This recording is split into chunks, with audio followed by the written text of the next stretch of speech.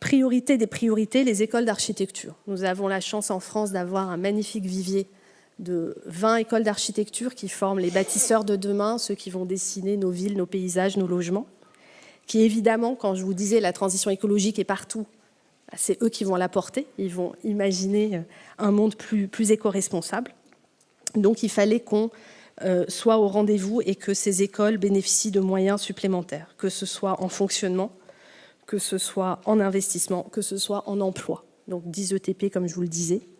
J'ai aussi lancé un nouveau palmarès, une résidence qu'on a appelée Reseda, pour les projets de fin d'études des écoles d'architecture.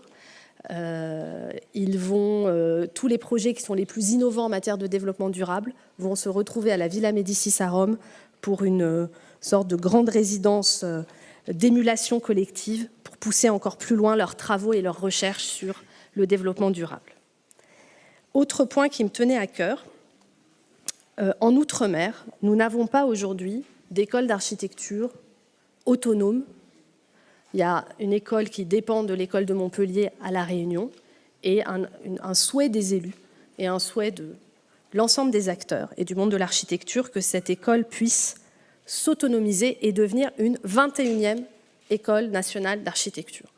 Donc on s'engage dans ce processus. Tout n'est pas là tout de suite sur le budget 2024, il y aura plusieurs étapes, mais je voulais affirmer dès aujourd'hui que cette 21e école, elle va exister et elle va exister en Outre-mer. Pour cela, j'invite notre formidable directrice des affaires culturelles à La Réunion, Marie-Jo Lotong, à nous en parler. Merci Marie-Jo d'être avec nous.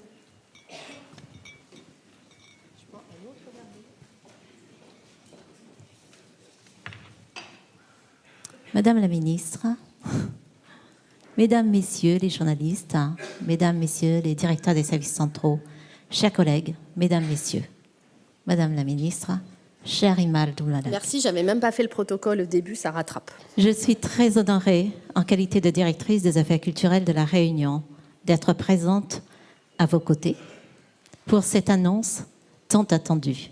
La 21e École nationale supérieure d'architecture, ENSA Réunion. Seule école nationale française d'enseignement supérieur en architecture implantée dans l'océan Indien, au cœur du monde tropical. Seule école européenne de l'hémisphère sud. Madame la ministre, 2024 marquera une étape décisive dans l'histoire et l'itinéraire de l'enseignement de l'architecture à La Réunion. Madame la ministre, on ne le dira jamais assez, sans doute, chaque projet censé ancré dans son territoire est le fruit d'une belle énergie entre les acteurs de ce territoire.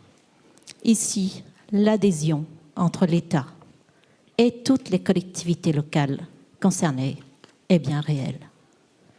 Permettez-moi de remercier tous ceux qui contribuent à porter ce projet, ceux ici présents dans nos administrations centrales, l'ENSAM, avec une pensée particulière pour ceux de La Réunion. La Réunion l'est là. Merci à nos élus, merci au comité de pilotage. Je citerai les prénoms, Bernard, Jean-Pierre, Béatrice. Félicitations au directeur de l'école d'architecture de La Réunion, Pierre Rosier. Enfin, merci au préfet de La Réunion, Jérôme Filippini, pour sa confiance, son soutien indéfectible dans tous nos projets culturels. Ce qui fait l'ADN de l'ENSA Réunion, c'est son domaine d'études, sa spécialité. Concevoir et bâtir en milieu tropical, c'est une réponse à l'urgence écologique. Un enseignement donc complètement en phase avec les préoccupations du territoire et des territoires de la grande zone océan Indien. La symbiose, pédagogie, territoire et urgence écologique, voilà d'emblée le volet de coopération à l'international à travers le réseau international des écoles d'architecture de la zone océan Indien, c'était la diapo d'avant. Parmi les membres fondateurs, nous avons les écoles de Mozambique, de Cape Town, de Perth, Australie, de Chandigarh en Inde. Éclairer les pratiques architecturales, urbanistiques et paysagères à La Réunion, dans le bassin océan Indien, emporte aussi l'adhésion et l'intérêt des pays des zones tempérées, de plus en plus confrontés aux questions climatiques. La transition écologique exige responsabilité, adaptation et urgence. Le futur bâtiment de l'ENSA Réunion, de 1600 m², sera intégré dans le projet Campus de l'Ouest. Avec l'accueil... On peut voir là le projet du campus de l'Ouest. Voilà, super projet architectural. Évidemment, ce campus de l'Ouest va réunir sur le même site d'autres structures d'enseignement. On aura à proximité, Madame la Ministre, l'école d'art, l'Institut de Lillois, Pipangaï, les jeux vidéo, la médiathèque. Enfin, c'est tout un ensemble de structures d'enseignement supérieur et culturel. Je passerai en disant que le projet culturel, évidemment, c'est un bâtiment éco-responsable, respectueux de la démarche de développement durable. Des grands bâtiments, vous voyez, angulaires, c'est l'amphithéâtre à ventilation naturelle, c'est la pédagogie innovante, la mutabilité des espaces pédagogiques de travail, des surfaces partagées avec tous les partenaires du campus. L'ENSA Réunion, c'est aussi un coup de projecteur pour rendre compte de l'ambition culturelle et scientifique partagée au service des étudiants et du développement de la Réunion. C'est le succès de la Biennale internationale de l'architecture. Et enfin, sur le plan de la recherche et de l'innovation, il faut rappeler que l'ENSA Réunion fait partie du consortium lauréat de France 2030 sur l'appel à projet PIOM, Plan Innovation Outre-mer, pour le projet Alvéole, accélérateur d'innovation en bâti tropical. Je passerai au détail les autres prix lauréats de nos étudiants sur le plan national et international.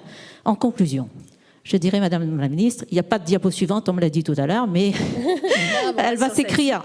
Nous allons écrire ensemble les nouvelles diapos, car c'est tout le choix des possibles, c'est l'ouverture sur le monde, c'est le partage, c'est le pari sur la connaissance, le savoir, la recherche et l'innovation. Madame la Ministre, merci pour votre engagement dans une politique culturelle, nationale, dynamique, inclusive et qui ne laisse pas de côté les territoires ultramarins. Un dernier mot en créole, Madame la Ministre, pour vous dire qu'on souhaite ce pacte linguistique qui sera signé pour être toujours aussi proche des habitants. Quand nous mettons ensemble, nous gagnons. Mais à 6 autres toutes, la Réunion est là, la Réunion en l'air. Merci.